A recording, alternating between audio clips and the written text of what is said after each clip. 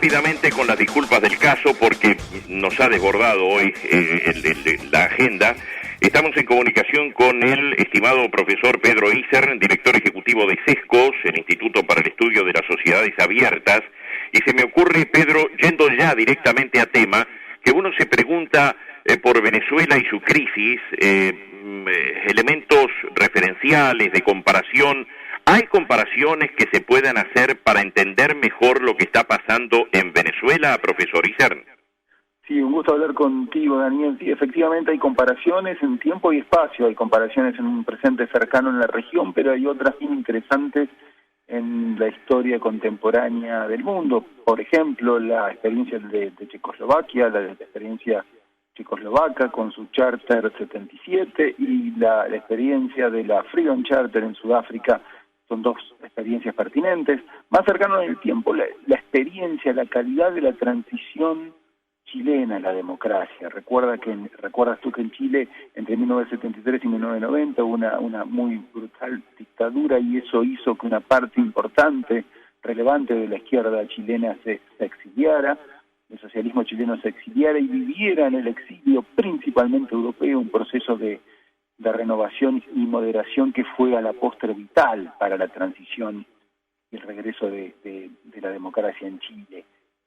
Sabemos que hay un fenomenal exilio venezolano, principalmente en Estados Unidos, pero también en Colombia y en nuestra región, lo vemos día a día, y en principio cuando uno piensa y aspira a una transición venezolana a la democracia en el corto mediano plazo, es importante notar que ese exilio tendrá un rol que jugar. Siempre los actores internos pesan más, obviamente tiene mucho sentido que los actores externos, pero en este caso venezolano nos encontramos con un actor externo, es decir, el exilio venezolano, que será clave. Las transiciones exitosas a la democracia han sido lideradas por personas y grupos cuya legitimidad ha descansado, yo creo, en un conjunto de normas, documentos e instituciones formales e informales necesariamente construidas antes del propio proceso, ¿no? Entonces, la dimensión de un Havel, de un Nelson Mandela, en menor medida de un Patricio Elwin, tiene una íntima relación esa dimensión con un marco de reglas y normas tácitas y explícitas que esas sociedades habían generado dentro y fuera de sus propias fronteras, principalmente dentro, en muchos casos, como mencionábamos, fuera.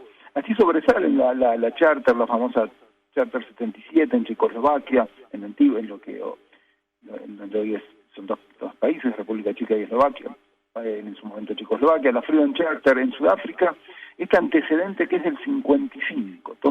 Es notable esta nota del tiempo que pasó entre ese 55, entre la posterior prisión de Mandela, sus 27 años en la prisión para volver al poder, para llegar al poder en la transición sudafricana del 94. Mira tú, entre el 55 y el 94 en Sudáfrica hay una referencia en la transición sudafricana a la democracia, con Mandela a la cabeza, a esa Carta de la Libertad, esa Freedom Charter de nada menos que 1955, algo entre conmovedor y fascinante, ¿no? Yo te decía entonces que hay una relación, así sobresale esta Charter 77, la Freedom Charter en Sudáfrica y el rol informal, pero crucial, jugado por la renovación en el exilio de la izquierda chilena, particularmente Daniel, del socialismo, ¿no? En los exitosos procesos de transición a la democracia se han concatenado en el tiempo grupos que poseían tanto un suficiente grado de cohesión sobre asuntos fundamentales, con un suficiente grado de dispersión en asuntos no fundamentales. Es decir, en la transición los grupos democráticos concuerdan en aspectos fundamentales y saben que no pueden concordar en otros por la propia dinámica de una sociedad democracia que por definición es diversa y por definición busca la diferencia y la diversidad dentro del razonable juego de la democracia. Te hago una breve nota, sé que tenemos poco tiempo, sobre la experiencia checoslovaca y probablemente podemos volver o la semana próxima o en otra a hablar del tema, ¿no? La Carta del 77 es una referencia central para entender esta ordenada transición checoslovaca a la democracia. Checoslovaquia tendrá su transición en el 89 y 90, esta la Charter 77 se llama así justamente por el año, por el 1 de enero, en donde Havel y otros firman esto pidiendo derechos que supuestamente estaban en el mismo marco institucional de la Checoslovaquia del momento. Esto es siempre pertinente, está bastante presente, por ejemplo, hoy en Cuba, ¿no?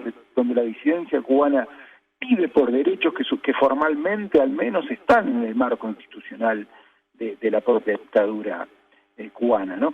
Y bueno, su referencia es simbólica y política, ¿no? Hay una necesidad de los principales referentes de la democracia checoslovaca de remitirse a ese mítico 1 de enero de 1977 como un momento donde comenzaron a cambiar una historia, ¿no? Aunque obviamente en ese momento no lo sabían, obviamente, como sostiene Havel, este personaje fenomenal que ha muerto hace unos años, el primer presidente de la transición, este gran escritor intelectual y por cierto político.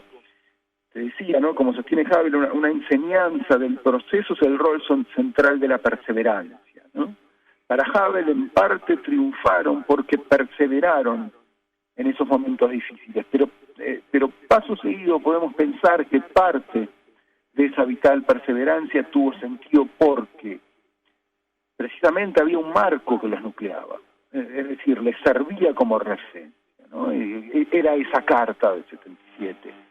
Y bueno, la pregunta es cuál es hoy la referencia de los disidentes y demócratas venezolanos, y si efectivamente hay un documento formal que haya recorrido un tiempo suficiente como para, mirando para atrás, sea una referencia necesaria, que encausa, que contiene a los actores de la transición. No lo hay. Hay un exilio relevante, en parte diseminado y a veces un poco atomizado, que jugará un rol eventualmente importante en ese proceso, pero insisto, ¿no? Mientras está esa carta y está la Freedom Charter en Sudáfrica, la referencia del exilio no es un documento formal, sino el proceso informal de aprendizaje que este exilio ha vivido en el tiempo para encontrarse, reencontrarse y encauzar este proceso. Daniel, sé que son las 11, si te parece podemos seguir con el tema en la próxima semana. Me encantaría, profesor Isser, y tiro un tema, chequear a partir de su conocimiento cómo está justamente la fortaleza de los liderazgos que podrían ser el mañana político en Venezuela puntualmente. ¿Qué pasa con la oposición tantas veces zarandeada? Es decir, a la luz de estos documentos y estos procesos que ha mencionado usted, ¿cómo está la temperatura hoy en esta Venezuela que se derrumba para nacer a un futuro que no está definitivamente claro? Un abrazo, profesor Isser. Es una oposición no encausada, ¿no? Es una claro. Oposición y una disidencia cuestionada y bastante atomizada, lo podemos ver la semana próxima. Fantástico. Un abrazo, profesor Pedro Isser.